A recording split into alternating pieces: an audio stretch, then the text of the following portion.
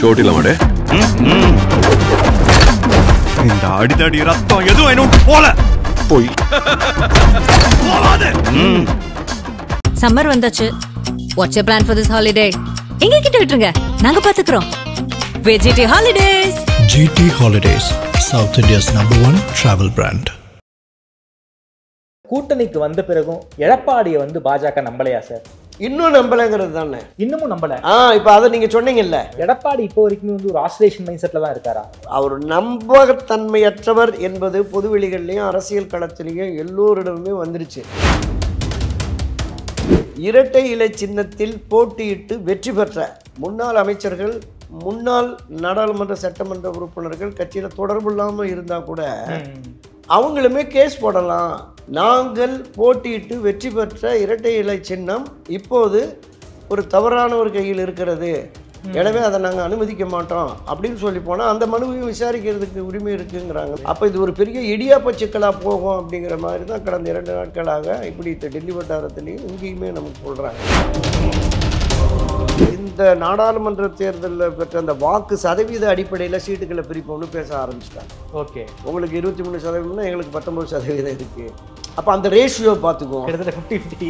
ஆமாம், அந்த ரேஷியோவில் பார்த்துக்குவோம். 90 கொடுங்க, 80 கொடுங்க, இது கொடுங்க அப்படிங்கிற மாதிரி பேச. அதாவது எடப்பாடி கொடுக்குற சீட்டை பாஜக வாங்காது, பாஜக டிமாண்ட் பண்ற சீட்டை எடப்பாடி கொடுத்தாங்க. அந்த வலிமை அவருக்கு இப்போது இல்லை. அதே மாதிரி அண்ணா திராவிட முன்னேற்ற கழகத்தில் நான் சொன்னேன்ல, சிட்டிங் எம்எல்ஏஸே பல பேர் போய் ஆனால் ஒன்று சேர்ந்தால் தானே போய் நாங்கள் ஓட்டு கேட்க முடியும், ஜெயிக்க முடியும், நாங்கள் கோடிக்கணக்கில் செலவு பண்ணி ரோட்டில் நிற்க முடியாது அப்படின்னு வெளிப்படையாக பேசுகிறாங்க. 6 பேர்கிட்ட தன்னுடைய மனக்குமுறையெல்லாம் சொல்கிற எம்எல்ஏக்கள் எடப்பாடியை பார்த்து ஏன் சார் பேச மாட்டேங்கிறாங்க? எடப்பாடியை சந்திச்சுட்டு வந்த 10 நிமிஷத்தில் அவர் தூக்கி கட்சியிலிருந்து வெளியேற்றிடுவார். ஒரு எம்எல்ஏவோ எப்படி சார் கட்சி விட்டு வெளியேற்றுவார்? நடவடிக்கை எடுத்துருவாருங்க, எந்த எக்ஸ்ட்ரீமுக்கு போவார். சீமானையோ அல்லது விஜயையோ என்டிஏ கூட்டணிக்குள்ளார கூட்டிட்டு வரணுங்கிற ஒரு பிளான்ல வந்து பாஜக தலைமை இருப்பதாக தகவல். சார், யாராவது ஒருத்தர் வந்து இந்த என்டிஏ கூட்டணிக்குள்ளார வரணுங்கிற ஒரு மைண்ட் செட்ல பாஜக இருக்காங்களா? இப்போதைக்கு இந்த அணியில் இன்னும் வெற்றிக்கான வாக்குகளை அதிகப்படுத்த வேண்டும் என்றால் இன்னொன்று வேணும் அப்படிங்கிற மாதிரி அவங்க கால்குலேஷன் இருக்கு. ஆதநேயர்களுக்கு அன்பு வணக்கம். இன்று நம்மோடு மூத்த பத்திரிகையாளர் திருமிகு துரைக்கருணா அவர்கள் உள்ளார். வணக்கம் துரைக்கருணா சார். வணக்கம் சகோதரா. சார், தமிழ்நாட்டில் வந்து அதிமுக பாஜக கூட்டணி உருவாயிடுச்சு. சமீபத்தில் பாஜகவுடைய மாநில தலைவர் நயினார் நாகேந்திரன் அவர்கள் டெல்லிக்கு போயிருந்தார். டெல்லிக்கு போய் மத்திய உள்துறை அமைச்சர், இந்தியாவுடைய பிரதமர் 2 பேரையுமே வந்து பார்த்துருக்காரு. 2 பேர் என்ன சொன்னாங்கன்னா, தமிழ்நாட்டில் வந்து அதிமுக பாஜக கூட்டணியை உறுதிப்படுத்துங்க, இதைதான் வந்து என்கிட்ட சொன்னாங்க அப்படிங்கிறத வந்து பிரஸ்ஸுக்கிட்ட சொல்லியிருக்காரு. இதே நேரத்தில் இன்னொரு சீன் நாம் ஓப்பன் பண்ணி பார்த்தோன்னா, டெல்லி தலைமை தேர்தல் ஆணையம் அங்கே வந்து ரெட்டை இலை சம்மந்தப்பட்ட வழக்கம் ரொம்ப வேகமாக போய்கிட்டு இருக்கு. ரெட்டை இலை சம்மந்தப்பட்ட வழக்கை வந்து விசாரிப்பதற்கு தேர்தல் ஆணையத்துக்கு எந்த அதிகாரமும் கிடையாதுன்னு சிவி சண்முகம் பேசியிருக்காரு. கூட்டணி உருவாயிடுச்சு, இருந்தாலும் இந்த ரெட்டை இலை சின்னத்தை வச்சுட்டு பாஜக விளையாடுறாங்களோங்கிற ஒரு சந்தேகம் ஏற்படுது. இதை பற்றி உங்களுடைய பார்வை என்ன சார்? இல்லை, பொதுவெளியில் இந்த சந்தேகம் தவிர்க்க முடியாததாக தான் இருக்குது. அனைத்து இந்திய அண்ணா திராவிட முன்னேற்ற கழகமும் இந்த என்டிஏ அணி, இந்த 2மே இந்த தேர்தலில் ஒரு கூட்டணியை அமைத்து அதோடு வலுவான மற்ற கட்சிகளையும் இணைத்தால் திராவிட முன்னேற்ற கழகத்தை தேர்தல் களத்தை வீழ்த்த முடியும் அப்படிங்கிற பார்வை பாரதிய ஜனதா கட்சிக்கு இருக்குது. திராவிட முன்னேற்ற கழகம் மட்டுமே மற்ற மாநிலங்களை விடவும் மத்திய அரசுக்கு மிகப்பெரிய சவாலாக இருக்குது. ஏதாவது ஒரு தீர்மானத்தை போட்டு, ஏதாவது ஒரு மசோதாவை போட்டு பெரிய அளவில் டார்ச்சர் கொடுக்குறாங்கங்கிற மாதிரி டெல்லியில் பேச ஆரம்பிச்சு தென் மாநில முதல்வர்கள் ஒன்றா கூட்டிடுறாரு ஸ்டாலின். ஆமாம். எனவே ஆட்சி அதிகாரத்திலிருந்து திராவிட முன்னேற்ற கழகத்தை அகற்ற வேண்டுமென்றால் அடுத்த ஆல்டர்னேட்டிவ் அதிமுக தான். அண்ணா திராவிட முன்னேற்ற கழகம் கடந்த நாடாளுமன்ற தேர்தலில் அதுக்கு முன்னதாகவே வெளியேறி வந்து ஒட்டும் இல்லை, உறவும் இல்லை, இனி இந்த தேர்தல் மட்டுமில்லை எந்த தேர்தலையும் கூட்டணியில் என்ற உறுதிப்பாட்டோடு திரு எடப்பாடியார் இருந்தார். அதை நிறைவேற்றுவதற்காக மாற்றாக ஒரு வலுவான கூட்டணி அமைக்கணும்னு தான் நடிகர் விஜயுடைய தாவேகா, நாம் தமிழர், சீமானு, இன்னொரு புறம் பாமக மருத்துவர் ராமதாஸ் அவங்களோட எல்லாம் பேசின மாதிரி இருந்தது. இதுவே தேமுதிக உள்ளிட்ட இந்த அரசியல் கட்சிகளை கொண்டு வந்தாலே ஆட்சி மாற்றத்திற்கான ஒரு வலிமையான கூட்டணியாக இருக்கும் என்று இதில் உள்ளூர ரகசியமாக இந்த பேச்சுவார்த்தைகள் அவ்வப்போது அரசல் புரசலாக நமக்கு வெளியில் தகவல் கிடைச்சாலும் கூட இது நடைபெற்றது என்பது உண்மை.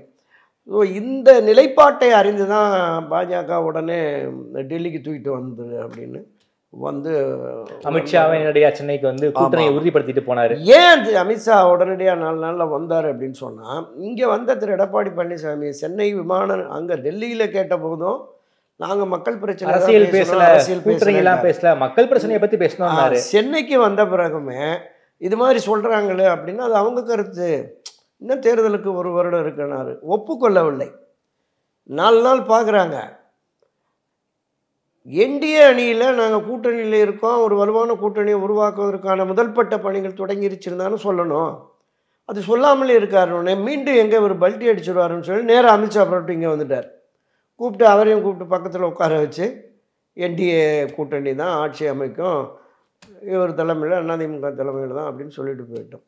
தமிழ்நாட்டில் அண்ணா திராவிட முன்னேற்ற கழகத்தின் தலைமையில் ஒரு வலுவான கூட்டணியை அமைத்து இந்த தேர்தலை எதிர்கொண்டு கழக ஆட்சியை அமைக்கப் போகிறோம் அப்படிங்கிறத யார் சொல்லணும்?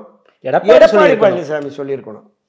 சரியா, அவர் வந்து தேசிய தலைவர், என்டிஏல முக்கிய தலைவர் சொல்லிட்டு போயிட்டார். நீங்கள் தனியாக அன்றைக்கி நைட்டே அல்லது மறுநாளே ஒரு ப்ரெஸ் மீட்டை நடத்துங்க சொல்லிட்டு உறுதிப்படுத்திட்டு போயிட்டார்ல. பொதுவெளிகளில் வந்துருச்சு.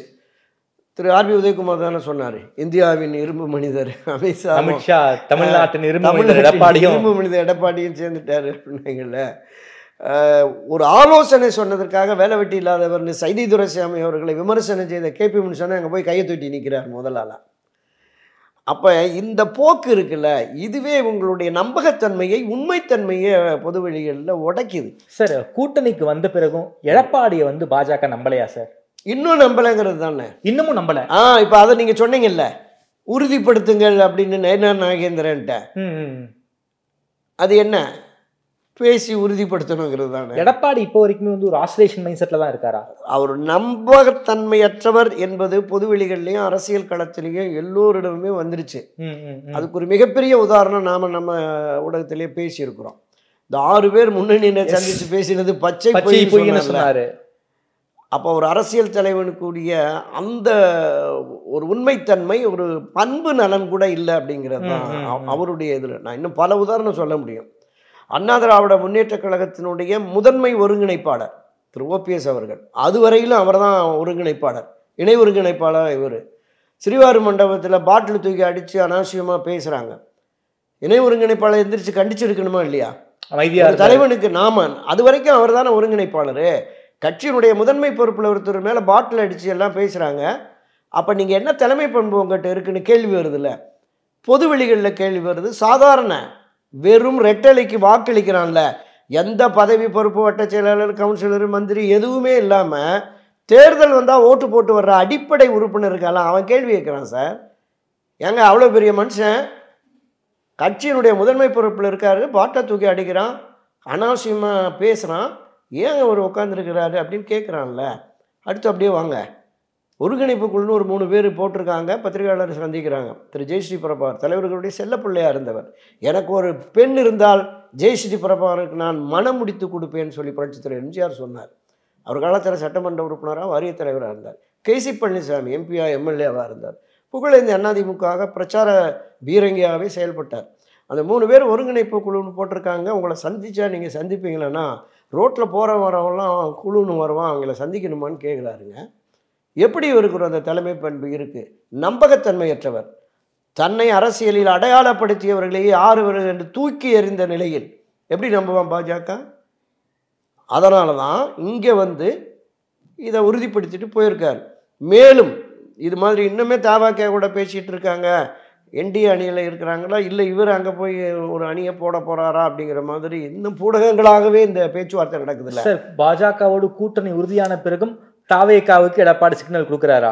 கொடுக்குறாரு, பேசியிருக்கதா சொல்கிறாங்க. இன்றைக்கு ஒரு தமிழ்நாட்டிலேயே மிக முக்கியமான பத்திரிகை, என்டிஏ கூட்டணிக்குள்ளார விஜய் வரணும், அமித்ஷா ஒரு அசைன்மெண்ட் கொடுத்துருக்காரு அப்படிங்கிற மாதிரியான செய்தியையும் எழுதுறாங்களே. இல்லை, அதுதான் சொல்கிறேன். இப்போ என்டிஏவில் அதிமுக, எடப்பாடி தலைமையிலான அதிமுக கூட்டணியை உறுதிப்படுத்தி விட்டதுன்னு அமித்ஷாவே சொல்லிட்டு போன நிலையில் தாவேகாவை அங்கே தான் கொண்டு வரணும். எங்களோடு வாருங்கள், என்டிஏ அதிமுக கூட்டணியில் தனித்து அதிமுக தாவேகா அந்த மாதிரி இல்லை.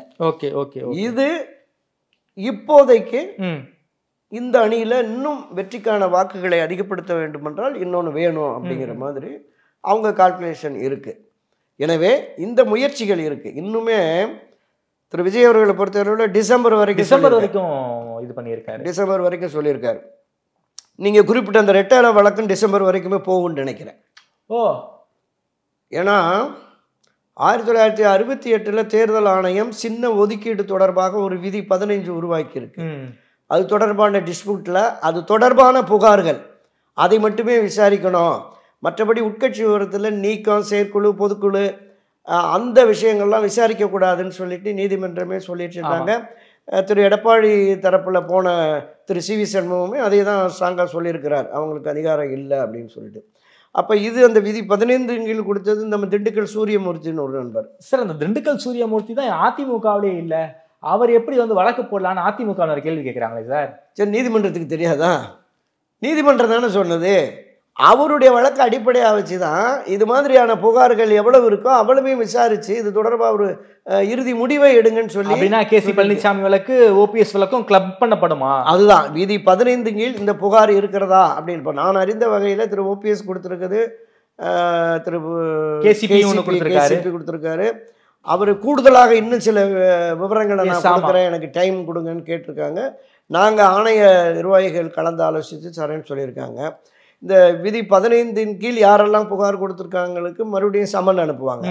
இதை தாண்டி நான் கேள்விப்பட்ட வகையில் என்னன்னா, இன்னும் பல பேர் இப்போ சிறிய சிறிய அளவில் புரட்சித் தலைவர் எம்ஜிஆர் பேரில் கட்சிகள், அரசியல் கட்சிகள் தொடங்கி நடத்திட்டு இருக்காங்க. ஆமாம், எம்ஜிஆர் மக்கள் கட்சி, புரட்சித் தலைவர் அதிமுக, அண்ணா எம்ஜிஆர் அதிமுக அப்படின்லாம் இருக்கிறாங்க.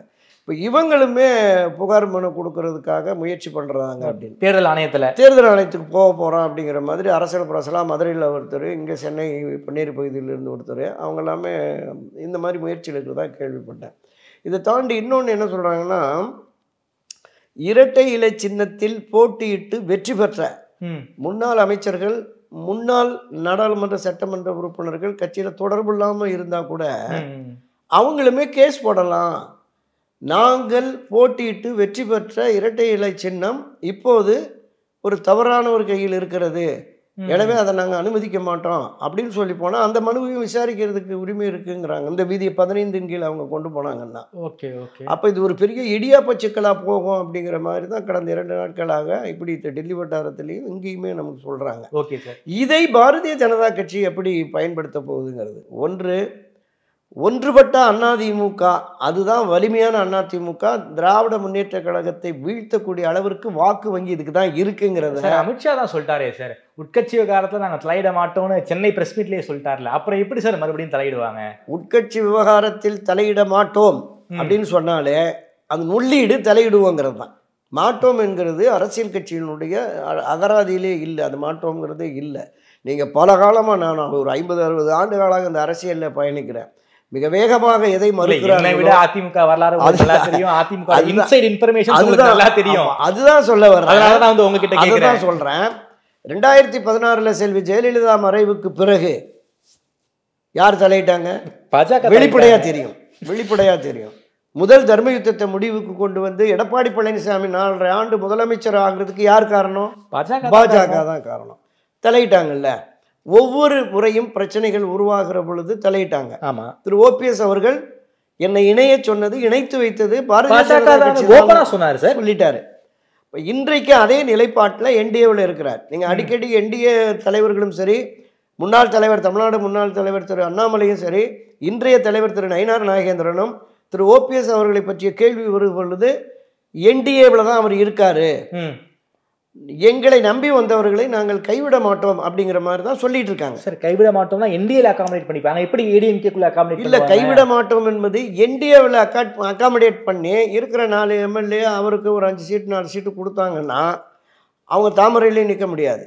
ஆமா, இரட்டை இலை சின்னமும் நிற்க முடியாது. சுயேட்சை சின்னம் 5 பேருக்கு ஆளுக்கு ஒரு சுயேட்சை சின்னம்னா அது சரியான அணுகுமுறையா இருக்காது, முடிவாக இருக்காது. இது ஒப்புக்கொள்ள மாட்டார்கள். அவங்களுடைய கோரிக்கை, மெயின் கோரிக்கையே பிரிந்து கிடக்கிற அதிமுகவை ஒன்றிணைய வேண்டும், எனக்கு பொறுப்பு கூட வேண்டாங்க, கட்சி ஒன்றிணைந்தால் போதும், கட்சி வெற்றி பெற்றால் போதும் அப்படிங்கிற மனப்பான்மைக்கு வந்து தான் டிடிவி தினகரன் சொன்னாரு.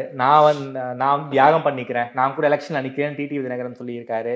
இதையே தான் ஓபிஎஸும் சொல்றாரு. சசிகலா அவர்களை சேர்த்துக்க வேணாம், அவங்களை எலெக்ஷன்ல நிற்க முடியாது, நான் எக்ஸ்க்ளூட் பண்ணிக்கிறேன். உள்ளுக்குள்ள வந்துட்டாங்க அப்படின்னா அவங்க லாபி பண்ணுவாங்க. அவங்க பின்னாடி வந்து ஒரு பெரிய நிர்வாகிகள் போவாங்கங்கிற பயம் வந்து எடப்பாடிக்கு இருக்குல்ல. அரசியல்ல வரைக்கும் சொல்ல யார் சார் காப்பாத்துவாங்க? இப்படி சொல்லி ஓபிஎஸும் சரி டிடிவியும் சரி இப்படி சொல்றாங்க, சொன்ன வார்த்தையை காப்பாத்துவாங்களா? அதிகாரம் சார், அரசியல் அதிகாரத்துக்காக என்ன வேணும்னாலும் பண்ணுவாங்களா சார்? இல்லை, அரசியல் அதிகாரத்தை அதிர்ஷ்டவசமாக பெற்றுக்கொண்ட திரு எடப்பாடியுடைய பயம் நியாயமானது.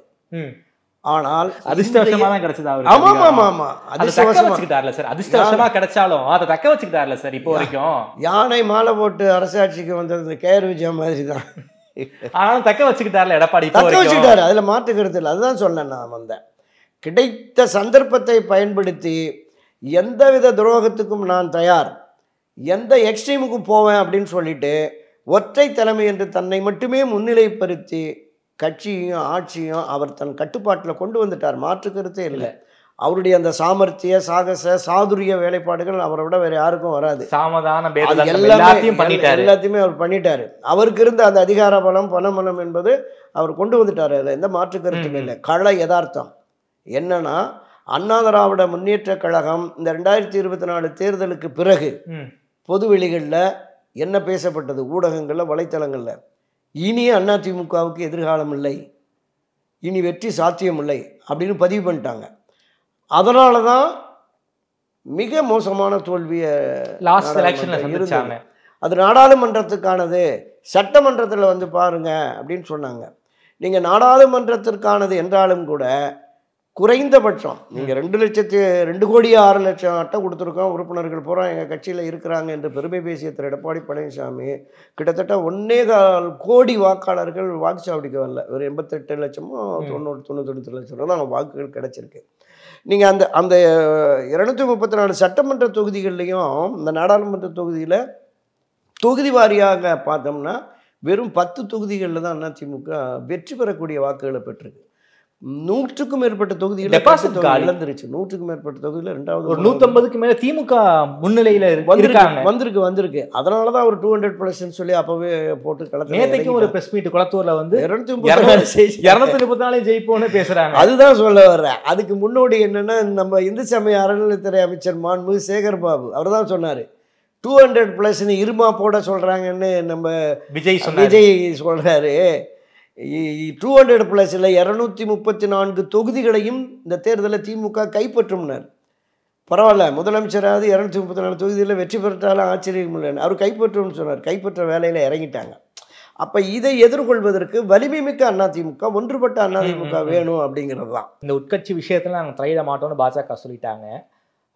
எடப்பாடியும் வந்து பிரிந்து போனவர்கள் துரோகிகள் கலைகள்னு வார்த்தைகளால் விமர்சனம் பண்ணிக்கிட்டு இருக்காரு. எப்படி சார் எடப்பாடி ஒத்துப்பாரு? அதிமுக தான் பாஜகவுக்கு தேவை. அப்படி இருக்கக்கூடிய சூழல்ல எடப்பாடி ஏன் வந்து பாஜக பகச்சுக்க போறாங்க? நீங்க சீட்டு கொடுங்க, நாங்க வந்து என்டிஎல் நாங்க வந்து அவங்க அகாமடேட் பண்ணிக்கிறோம் அப்படின்னு பாஜக சொல்லிட்டாங்கன்னா என்ன பண்ணுவாரு? இல்லை, இப்போ பாரதிய ஜனதா கட்சியை பொறுத்தளவில் மத்திய பாஜகவும் சரி மாநில பாஜகவும் சரி இந்த பிரிந்து கிடக்கிற அதிமுக சக்திகள் திரு ஓபிஎஸ், திருமதி சசிகலா உள்ளிட்டவரை இணைத்தால் மட்டுமே போதும் தென் மாவட்டங்களில் கணிசமான வெற்றி கிடைக்கும் என்பதை எல்லோரும் உணர்ந்திருக்கிறார்கள். இன்றைய தலைவர் நயினார் நாகேந்திரன் உட்பட தேர்தல் களத்தில் யாரெல்லாம் போட்டியிட்டு வெற்றி பெற வேண்டும் என்று கருதுகிறார்களோ அவர்கள் எல்லோருமே அந்த கருத்தாக்கத்துக்கு உட்பட்டிருக்கிறாங்க. அதே மாதிரி அண்ணா திராவிட முன்னேற்ற கழகத்தில் நான் சொன்னேன்ல, சிட்டிங் எம்எல்ஏஸே பல பேர் போய் ஆனால் ஒன்று சேர்ந்தால் தானே போய் நாங்கள் ஓட்டு கேட்க முடியும், ஜெயிக்க முடியும், நாங்கள் கோடிக்கணக்கில் செலவு பண்ணி ரோட்டில் நிற்க முடியாது அப்படின்னு வெளிப்படையாக பேசுகிறாங்க. யார்கிட்ட பேசுகிறாங்க? ஒரு தங்கமணிகிட்ட கண்ண யாரெல்லாம் அந்த 6 பேர் போனாங்களோ 6 பேர்கிட்ட தன்னுடைய மனக்குமுறையெல்லாம் சொல்கிற எம்எல்ஏக்கள் எடப்பாடியை பார்த்து ஏன் சார் பேச மாட்டேங்கிறாங்க? எடப்பாடியை சந்திச்சுட்டு வந்த 10 நிமிஷத்தில் அவர் தூக்கி கட்சியிலிருந்து வெளியேற்றிடுவார். ஒரு எம்எல்ஏவை எப்படி சார் கட்சி விட்டு வெளியேற்றுவார்? நடவடிக்கை எடுத்துருவாருங்க. எந்த எக்ஸ்ட்ரீமுக்கு போவார்? நீங்கள் 6 பேர் என்னை சந்தித்தது பச்சை பொய் அப்படின்னு சொல்கிற போது சாதாரண ஆட்கள் எப்படி போய் இவங்கெல்லாம் முன்னணியினர் புரட்சித்தலைவர் எம்ஜிஆர் எப்படி தலவாய் சுந்தரத்தை வந்து பொறுப்பில் அது மாதிரி கட்சியினுடைய அமைப்பு செயலாளராக இருக்கிறவர், அவருமே தலைவர் காலத்திலேருந்து அரசியல் இருக்கிற அவரையே தூக்கி போட்ட மாதிரி இருக்குது. எனவே இப்போது இருக்கிற பொறுப்புகளை பாதுகாத்து கொள்ள வேண்டும் அப்படிங்கிற எண்ணம் தான். நான் என் கண்ணால் பார்த்தது அந்த சட்டப்பேரவை வளாகத்துக்குள்ளே இருக்கிற எம்எல்ஏக்களே கட்சியை ஒன்று சேருங்கண்ணே அப்போ தான் முடியும் அப்படிங்கிறத எல்லாருமே பரவலாக சொல்லிட்டு இருக்காங்க. பெரும்பான்மையினருடைய கருத்து அதுவாக தான் இருக்குது. அப்போ இந்த சூழலில் நீங்கள் என்டிஏவில் இருக்கட்டும் அப்படிங்கிற மாதிரியான ஒரு முடிவு எடுத்தாங்கன்னா அது தோல்வியில் தான் முடியும். அதை தான் நான் சொல்ல வரேன். நீங்கள் 2021 அமமுகவுக்கு ஒரு 15 தொகுதி கொடுங்க, அமித்ஷா கேட்டார். 42 தொகுதிகள் தென் மாவட்டங்களில் வந்து இவருக்கு செல்வாக்கு இருக்குது. வெறும் அமமுக டிடிவி தினகரனுக்கு மட்டுமே செல்வாக்குன்னு சொன்னார்ல. இன்றைக்கு திரு ஓபிஎஸ் திரு சசிகலா வர்ற போது அதற்கு இணையான செல்வாக்கு அங்கே இருக்கும்ல, வாக்காளர்கள் இருக்கும்ல, வாக்கு வங்கி இருக்கும்ல, அதை எப்படி மீட்டெடுப்பது? அப்போ இவர்கள் ஒன்றிணைந்த அதிமுகன்னு போகிற போது தான் தென் மாவட்டங்களில் இந்த 10.5% வன்னியர்களுக்கு இடஒதுக்கீடு ஒரு மிகப்பெரிய பேக் ஃபயர் ஆச்சு. பெரிய 106 சமுதாயம் ஒரு பெரிய பின்னடைவு தென் மாவட்டங்களில் ஏற்பட்டது. அதை வந்து சரி கட்டுவதற்காக தான் ஒரே ஒரு எம்பி கொடுங்க ராஜ்யசபான்னு தர்மருக்காக அவர் போராடி அவர் ஒரு எம்பி சீட்டை கொஞ்சம் வலுக்கட்டாயமாக பிடிவாதமாக திரு ஓபிஎஸ் அந்த ஒரு நிலையில் தான் இருந்தார். நீங்கள் எல்லா முயற்சிகளுக்கும் இவங்க எடுத்த எல்லா முடிவுகளுக்கும் போய் கையெழுத்து போட்டு கொடுத்துட்டார். தன் சொந்த தம்பி ஓராசாவையும் நீக்கிறதுக்கு கையெழுத்து போட்டு கொடுத்துட்டாரு. அந்த அளவுக்கு இணக்கமாக இருந்தவர் தானே உங்களுக்கு. இது ஒரு இடம் கொடுக்குறதுல உங்களுக்கு என்ன? அதனால தான் இப்போ ஒற்றை தலைமைன்னு போய் கட்சி ஒன்றும் இல்லாமல் போயிடுச்சு. இப்போ அந்த பகுதியில் அவருக்கான ஒரு குறைந்தபட்ச செல்வாக்கு என்பது இருப்பதை ராமநாதபுரத்திலே ஒரு சுயேட்சை சின்னத்தில் நின்று அதிமுக 3வது இடத்துக்கு தள்ளியிருக்கிறார். அப்போ இந்த நிலைப்பாடு என்பது அன்றைக்கு 2021 மத்திய உளவுத்துறை மூலமாக அமித்ஷாவுக்கு கிடைத்த தகவல் இன்றைக்கும் கிடைக்கும்ல. அப்போ இதை ஒன்றுபடுத்த வேண்டும் என்கிற அந்த முயற்சி நிச்சயமாக நடக்கும் நான் நம்புகிறேன். இந்த இரட்டை இலை பிரச்சனைகள் இது ஒரு பக்கம் இருக்க, ஒன்றிணைந்தால்தான் வெற்றி சாத்தியம் என்கிற கருத்தை மரியாதைக்குரிய நயனார் நாகேந்திரன் கூட அங்கே போய் சொல்லியிருப்பார் தான் நினைக்கிறேன். பல பேர் என்ன சொல்கிறாங்கன்னா, இந்த முக்குளத்தோர் தென் மண்டல அந்த மாவட்டங்களில் இருக்கிற முக்குளத்தோர் வாக்கு வங்கிகளை ஈர்ப்பதற்காக தான் முக்குளத்து சமுதாயத்தை சேர்ந்த நயனார் நாகேந்திரனை பாஜக தலைவராக்கியிருக்காங்க. அந்த ஒட்டுமொத்த முக்குளத்து சமுதாயத்தினுடைய ஐக்கானாக திரு ஓபிஎஸ், திரு சசிகலா, திரு டிடிவி தினகரன் இவர்களுக்கு இருக்கிற அந்த தனித்த செல்வாக்கு என்பது மரியாதைக்குரிய நயனார் நாகேந்திரனுக்கு இல்லது அவரே உணர்வார். அவர் பகுதியில் அவர் வட்டாரத்தில் அவருக்கு செல்வாக்கு இருக்கலாம். ஒட்டுமொத்தமாக தென் மாவட்டங்களில் எல்லாருக்கும் பவர் இருக்குன்னு சொல்ல முடியாது. இல்லை அப்போ அந்த வாக்குகளை சிதற விடாமல் இங்கே கொண்டு வரணும்னு சொன்னால் ஒன்றுபட்ட அதிமுக தான் வேண்டும். என்டிஏலிருந்து சுயேட்சையில் போடுற போது திரு எடப்பாடி ஓபிஎஸ் சசிகலாவுக்கு துரோகம் அளித்து விட்டாருங்கிற அந்த பார்வை இருக்குல்ல, அந்த பார்வை உள்ள மக்கள் வாக்களிக்க மாட்டாங்க அப்படிங்கிறது தான் யதார்த்தம். Okay sir. இந்த 6 பேர் சந்தித்து பேசின போது நம்ம பேசியிருக்கோம்னு நினைக்கிறேன். எடப்பாடி சொல்லியிருக்காரு, ஏங்க அவங்களுக்கு பெரிய செல்வாக்கு இருக்குது, அவங்க வந்தால் தான் ஜெயிக்கணும், எல்லோரும் போயிருப்பாங்க இல்லைங்க, கிளைச்செயலர், நகரச்செயலர், ஒன்றிய செயலர் யாராவது போனாங்களான்னு. அப்போது அந்த 6 பேரில் சொல்லியிருக்காங்க 2 மூத்த தலைவர்கள். உண்மைதாங்க, நம்ம போட்ட நிர்வாகிகள் அப்படியே இருக்கான், ஆனால் வாக்காளர்கள் இல்லை. வாக்காளர்களை கொண்டு சேர்க்கும் பணியில் கட்சிக்காரனும் ஈடுபடலை, நிர்வாகியும் ஈடுபடலை. ஒரு சுணக்கம் இருக்கிறது அவர்கள் மத்தியில். ஒரு சலிப்பும் கலக்கமும் இருக்குது. கட்சி பின்னடைவை சந்திச்சிருச்சு அப்படிங்கிற மாதிரி. அதை போக்குவதற்காகவாது நீங்கள் இதை ஒன்றிணைக்கணும் அப்படிங்கிற அந்த கருத்தாக்கத்தில் வந்தபோது தான் அவர் முழுமையாக மறுத்துட்டார். இன்னும் இருக்கார். நான் என்ன சொல்கிறேன்னா, நீங்கள் சொன்னீங்கல்ல, அந்த பாரதிய ஜனதா கட்சியோடு இனி ஒட்டுமில்லை உறவுமில்லை, இந்த தேர்தலில் இனி எந்த தேர்தலிலும் நாங்கள் பாரதிய ஜனதா கட்சியோடு கூட்டணி அமைக்கவே மாட்டோம் அப்படிங்கிற உறுதியான நிலைப்பாட்டில் இருந்தார்ல, அந்த உறுதி தளர்ந்து இன்னைக்கு போயிட்டார்ல. ஒருபோதும் ஓபிஎஸ் சசிகலாவை சேர்க்க மாட்டோம் என்கிற உறுதிப்பாட்டை தளர்த்தி இங்கே வரமாட்டார் அப்படின்னு சொல்கிறீங்க. வருவதற்கான காலச்சூழல் ஏற்படுத்துவார்கள். சார், நயினார் நாகேந்திரன் பாஜகவினர் ஒரு 40 பேர் சட்டமன்றத்துக்கு போவோன்னு பேசியிருக்காரு. பார்கெனிங் இப்பயே ஆரம்பிச்சிட்டாங்க போல இருக்கே சார். 40ங்கிற நம்பருக்கு வந்து பாஜக வந்திருக்கு. இரட்டை இலக்கம் 40ன்னு ஓப்பனாகவும் சொல்லிட்டாரு. லாஸ்ட் முறை கொடுத்த மாதிரி ஷீட் ஷேரிங் வந்து ஏடிஎம்கே விருப்பப்பட்ட தொகுதிகளை வந்து பாஜக கிட்ட கொடுக்க மாட்டாங்க போல இருக்கு. பாஜக என்ன தொகுதி கேட்குறாங்களோ அந்த தொகுதியை கொடுக்க வேண்டிய கட்டாயத்தில் எடப்பாடி இருக்காருன்னு நினைக்கிறேன். உங்களுடைய பார்வை என்ன சார்? இந்த ஒன்றுபட்ட அண்ணா திராவிட முன்னேற்ற கழகம், புரட்சித் தலைவர் எம்ஜிஆர், செல்வி ஜெயலலிதா காலத்தில் இருந்த அந்த ஒன்றுபட்ட அண்ணா திராவிட முன்னேற்ற கழகம் தமிழகத்தினுடைய ஆகப்பெரிய அரசியல் கட்சியாக இருந்தது. அன்னைக்கு முடிவெடுக்கக்கூடிய அதிகாரத்தில் அவங்க தான் இருந்தாங்க. எந்த தேசிய கட்சியானாலும் உள்ளூரில் இருக்கிற கட்சிகளானாலும் இவங்ககிட்ட வந்து கேட்டு இவங்க கொடுக்கிற தொகுதிகளை தான் பெற்றுக்கொண்டார்கள். எண்ணிக்கையும் சரி, தொகுதிகளும் சரி. அதுதான் யதார்த்தமாக இருந்தது. இன்றைக்கு பாரதிய ஜனதா கட்சி இந்த அளவிற்கு மூர்க்கமாக ஆமா அப்படி பேரம் பேசுகிற அந்த சூழலை உருவாக்கியது யார்? திரு எடப்பாடி பழனிசாமி. அவர் பலகீனப்படுத்துறதுனால தானே அவங்க வர்றாங்க. நீங்க இந்த கூட்டணி தொடர்பான பேச்சு முன்ன எப்படி நடந்தது? இங்க சென்னைக்கு தான் வந்து பேசுவாங்க. எடப்பாடியை கூப்பிட்டு அங்க உட்கார வைக்கிறாங்க. உட்கார வச்சு, அதாவது வழக்கமா தேர்தல் காலங்களில் என்ன செயற்குழு பொதுக்குழு கூடி யாரோடு கூட்டணி என்பதை முடிவெடுக்கும் அதிகாரத்தை பொதுச் செயலாளருக்கு வழங்குகிறோம் அப்படின்னு ஒரு தீர்மானம் போடுவாங்க. அதுக்கு பின்னாடி ஒரு மாதம் கழித்து தான் பேச்சுவார்த்தைகள் யாரோட என்ன நடக்கும். இப்போ எந்த செயற்குழு, நிர்வாகக்குழு, பொதுக்குழு போட்டு அனுமதி வாங்கினாரா? நேராக போய் உட்காந்து உடன்பாடுன்னு முடிச்சுட்டு வந்துட்டார். இந்த பலகீனத்தை பயன்படுத்தி தான் நீங்கள் குறிப்பிடுற மாதிரி அதிக இடங்கள் கேட்குறாங்க. ஏன்னா கடந்த 2023-24 அடுத்து 2026 என்டிஏ தலைமையில் தான் ஆட்சி அப்படிங்கிறத மத்திய தலைமையும் சொல்லிச்சு. இங்கே அண்ணாமலை உட்பட பலருமே சொன்னாங்க. டிடிவி தினகரன் கூட அதை சொன்னார். 2026 என்டிஏ தலைமையில் தான் ஆட்சி அமையும் அப்படின்னு சொன்னார். இப்போ இன்றைக்கும் கூட டெல்லியில் திரு எடப்பாடி பழனிசாமி அமித்ஷாவை சந்தித்து விட்டு வந்தவுடனே தமிழ்நாட்டில் என்டிஏ தலைமையிலான ஆட்சி அப்படின்னார். அதுக்கு என்ன காரணம் சொன்னாங்க? தேசிய அளவில் என்டிஏ தலைமை, தமிழ்நாட்டில் அதிமுக தலைமையில தான். அதை பிரகடனப்படுத்த வேண்டியது யாரு? எடப்பாடி பழனிசாமி பண்ணல. அதிமுக பாஜக கூட்டணியில் இருக்கிறது, ஒரு வலுவான கூட்டணியை உருவாக்குவதற்கு இன்னும் பேசுகிறோம் அப்படிங்கிறத டெல்லியில் சொல்லியிருக்கணும், அல்லது இங்கே வந்து சொல்லியிருக்கணும். 4 நாளாக இவர் சொல்லலைன்னு உடனே அமித்ஷா நேராக அங்கேருந்து விமானத்தை பிடிச்சி இங்கே வந்து தூக்கி ஸ்டார் ஹோட்டலில் உட்கார வச்சு அனௌன்ஸ் பண்ணிட்டார். இந்த 4-5 நாள் இவரை பார்க்குறாரு, இவர் மூமெண்ட் பார்க்குறாரு. ஏங்க அதுக்கு நாள் இருக்குங்க, இல்லை இந்த மாதிரி அமித்ஷா டெல்லியில் சொல்லியிருக்காரு, அவங்க கருத்துங்க.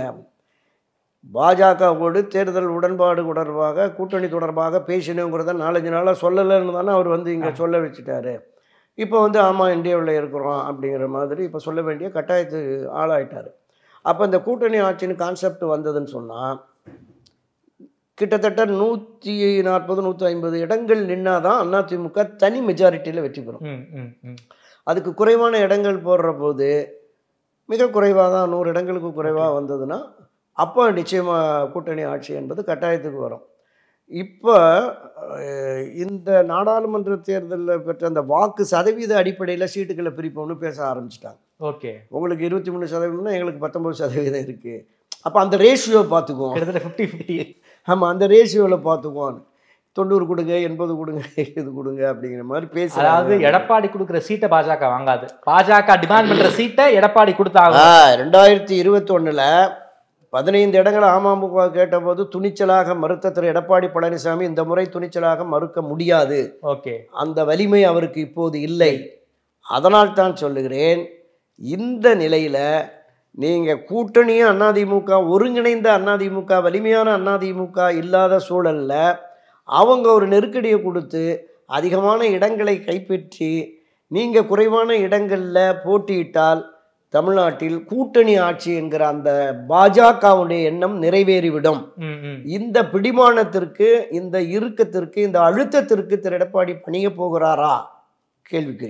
ஓகே சார், சீமானையோ அல்லது விஜயையோ என்டிஏ கூட்டணிக்குள்ளார கூட்டிகிட்டு வரணுங்கிற ஒரு பிளான்ல வந்து பாஜக தலைமை இருப்பதாக தகவல். நயினார் நாகேந்திரன் வந்து சொல்றாரு, சீமான் வந்து எங்க கூட்டணிக்கு வரணும்னு ஓப்பனா வந்து அழைப்பு கொடுக்குறாரு. என்ன சார், யாராவது ஒருத்தர் வந்து இந்த என்டிஏ கூட்டணிக்குள்ளார வரணுங்கிற ஒரு மைண்ட் செட்ல பாஜக இருக்காங்களா? ஏற்கனவே நிரூபிக்கப்பட்ட வாக்குகள் 23% அதிமுக, ஒரு 18-19% பாஜக கூட்டணியில இருக்கு. ஆமா, இதை தாண்டி நிரூபிக்கப்பட்ட ஒரு 8-9% சீமான் கிட்ட இருக்கு. நிரூபிக்கப்படவில்லை என்றாலும் குறைந்தபட்சம் ஒரு 5-6% திரு விஜய் பெறலாம். அப்படி வருகிற பொழுது இந்த வாக்கு சதவீதம் என்பது நிச்சயமாக திராவிட முன்னேற்ற கழகத்தை வீழ்த்தும் களத்தில். அப்படி ஆட்சி அதிகாரத்திற்கு வருகிற பொழுது அதிகமான இடங்களை இப்ப ஏற்கனவே பாஜக கூட்டணி இருக்குல்ல, ஒரு 18% வச்சிருக்காங்க. ஆமா, ஏடிஎம்கேக்கு 23 இருக்கு, சீமானுக்கு ஒரு 8 இருக்கு, கூட்டி கழிச்சு பார்த்தா ஒரு 49. பாமக, தேமுதிக ஆன் பேப்பர்ஸ் கொஞ்சம் ஸ்ட்ராங்கா இருக்காங்க, இவங்களோட போலாங்கிற ஒரு மைண்ட் செட். வெற்றி பெறக்கூடிய இந்த எல்லோரும் இணைந்தால் ஒரு மகத்தான வெற்றி என்பது மாற்று கருத்தே இல்லை. ஆனால் இட பங்கீடு எப்படி வரும்? சிக்கல். இப்பவே 30 சீட்டு 40 சீட்டுன்னு அதிமுகவில் பேசினாங்க அப்படின்னு சொன்னாங்க. நீங்க விஜய்க்கு எந்த அளவுக்கு கொடுக்குறீங்களோ அதை விட 1-2 சீட்டாவது எங்களுக்கு அதிகமா வேணும்னு பாமக கேட்குது. நிரூபிக்கப்பட்ட பதிவு பெற்ற அரசியல் கட்சி சீமான். அப்ப அவருமே இவருக்கு குறையா நான் நின்னா அரசியல் களத்தில் நான் காணாமல் போயிடுவேன் அப்படின்னு கேட்பாங்க. இவர்கள் 3 பேரையும் விடவும் பாஜகவும் நீங்கள் குறிப்பிட்டது மாதிரி இப்போவே 40ங்கிற மாதிரி பேசுகிறாங்க அப்படின்னு சொல்லியிருக்காரு. அப்போது சீமான், விஜய், பாமக, பாஜக ஆளுக்கு 40னா 160 தொகுதி ஆகிப்போச்சு. அப்போ 40 இது ஒரு 34 70 சீமான் விஜய் 2 பேர்ல யாராவது ஒருத்தவங்க தான். ஆமாம், சரி, யார் வந்தாலும் ஒரு 40 கழிச்சுங்க, 120 மிச்சம் 114 தான் இங்கே நிற்க முடியும். 114 நின்றுட்டு 120க்கு மேலே ஜெயிச்சு எப்படி வர முடியும்? அதனால் இது ஒரு பெரிய சிக்கல், இடியப்ப சிக்கல் தான். வெற்றி முக்கியம். அந்த வெற்றி என்பது ஆட்சி அதிகாரத்தை மாற்றுவதற்கான வெற்றியாக வர வேண்டும் என்றால் ஒருவருக்கு விட்டு கொடுக்கணும். அண்ணா திராவிட முன்னேற்ற கழகத்தை பொறுத்தளவில் கூட்டணி ஆட்சிக்கு ஒருபோதும் ஒப்புக்கொள்ள மாட்டார். எடப்பாடி ஒப்புக்கொள்ள மாட்டார், மற்றவர்களும் அதை ஒப்புக்கொள்ள மாட்டார்கள். அதிகபட்சமாக இவங்க 144 இடங்கள்லையாவது நின்னாதான் ஏடிஎம்கே சொல்றீங்க. ஏடிஎம்கே மீதம் உள்ள அந்த 50, 34, 84 தொகுதிகளை நீங்க என்டிஏ கூட்டணிக்கு வச்சுங்க அப்படின்னு சொல்லி வர்ற போது ஓரளவுக்கு வெற்றி சாத்தியம். அப்போ அப்படி வெற்றியை சாத்தியப்படுத்துவதற்கு நான் தொடக்க முதல் இன்று வரைக்கும் சொல்லுவது ஒன்றுபட்ட அதிமுக தான். Okay sir, 150 ஏடிஎம்கேவுக்கு. ஆமா ஆமா, பாக்கி ஒரு 84 தொகுதி கூட்டணி கட்சிகளுக்கு அப்படி கொடுத்தாங்கன்னா நிச்சயமாக வெற்றி சாத்தியம். அப்படி வெற்றி சாத்தியம் என்று எப்போது வரும் என்றால் ஒன்றுபட்ட அதிமுகவால தான் அது முடியும். அந்த 84மே சிக்கலா இருக்கு சார்.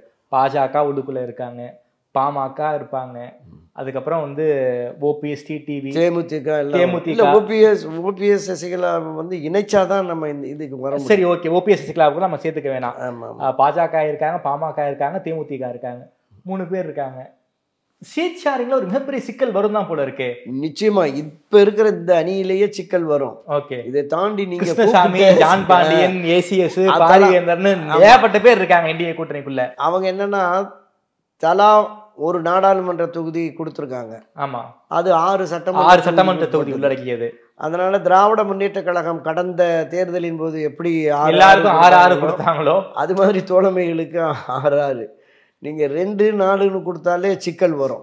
அதனால இட பங்கீட்டில் இன்னொன்று தொகுதியை தேர்ந்தெடுப்பது இருக்குல்ல, அது மிகப்பெரிய சிக்கல். ஏன்னா இன்றைக்கு வெற்றி பெற்றிருக்காங்க ஒரு 65 பேர் அதிமுகவில். ஃபார் எக்ஸாம்பிள் சார், மாம்பழம் நம்ம டி நகர் தொகுதி எடுத்துக்கலாம் சார். ஏடிஎம்கேவும் ஸ்ட்ராங்கா இருக்காங்க, பிஜேபியும் கொஞ்சம் ஓரளவுக்கு இருக்கு. அதே மாதிரி கோவை மாவட்டம், திருச்சி மாவட்டம், மதுரை, திருநெல்வேலி மாவட்டம், கன்னியாகுமரி மாவட்டங்களில் அண்ணா திராவிட முன்னேற்ற கழகம் வெற்றி பெற்ற தொகுதிகளையே கூட அவங்க ஒரு 8-10 தொகுதியை குறிவைத்திருக்கிறார்கள், பண்ணி தொடங்கிட்டாங்கன்னு சொல்றாங்க. பாஜக குறி வச்சிருக்காங்க. பாஜக குறிவைத்து அவருடைய மாநில நிர்வாகிகளுக்கு நீங்க தயாரா இருங்க அப்படிங்கிற மாதிரி சொல்லியிருக்காங்க. நமக்கு தகவல் எந்த அளவுக்கு உண்மைன்னு தெரியல. பட் இது எல்லாமே இப்போ வெற்றி பெற்ற தொகுதிகளை கொடுக்குற பொழுது, இப்போ கடந்த ஒரு விருந்து வச்சார்ல, ஆமா, எம்எல்ஏக்களுக்கு விருந்து வச்சார். ஆமா, அதுல சொல்லியிருக்காரு இந்த மாதிரி நம்ம வெற்றி பெற்ற தொகுதியே கூட கேட்குறாங்களா, ஆல்டர்னேட்டிவ் அவங்களுக்கு தொகுதி இப்போவே செலக்ட் பண்ணிக்கோங்க. ஆமாம், ஆனால் நம்ம வெற்றிக்கு நான் உத்தரவாதம் அப்படிங்கிற மாதிரிலாம் உறுதி கொடுத்தாரு அப்படிங்கிற மாதிரிலாம் சொன்னாங்க. இந்த எந்த உறுதி கொடுத்தாலும் நான் குறிப்பிட்ட மாதிரி நீங்கள் குறைந்தபட்சம் நீங்கள் திராவிட முன்னேற்ற கழகத்திற்கு அண்ணா திராவிட முன்னேற்ற கழகத்துக்குமான வெற்றி இடைவெளி என்பது 1 to 3% தான் இருக்குது. இப்போ நம்ம கண்ணுக்கு தெரிஞ்சு 3-4% இவர்களுக்கு இருக்குங்கிற ஒரு நிலைப்பாட்டு இருக்கிற போது அதை இணைத்தால் அன்றி இந்த மெகா கூட்டணியில் அது ஒரு பெரிய நெருடலாக இருந்து தென் மாவட்டங்களில் ஒரு பெரிய சரிவை மீண்டும் சந்திப்பதற்கு கூடுதல் வாய்ப்பு இருக்கிறதா தான் நான் பார்க்குறேன். ஓகே சார், ரொம்ப நன்றி சார். குறிப்பாக இன்னும் தேர்தலுக்கு இன்னும் 1 வருஷம் இருக்குது. ஏதோ ஒரு 3 மாதத்தை தேர்தல் இருக்கிற மாதிரி பேசிக்கிட்டு இருக்கோம். அந்தளவுக்கு தமிழ்நாடு அரசியல் களம் ரொம்ப ரொம்ப பிரபா இருக்குது. தமிழ்நாடு அரசியல் களம் தொடர்பான பல்வேறு கேள்விகளுக்கு ரொம்ப பதில் சொல்லியிருக்கீங்க. நேரம் கொடுத்து பேசியிருக்க நன்றி துரைக்கா சார். நன்றி.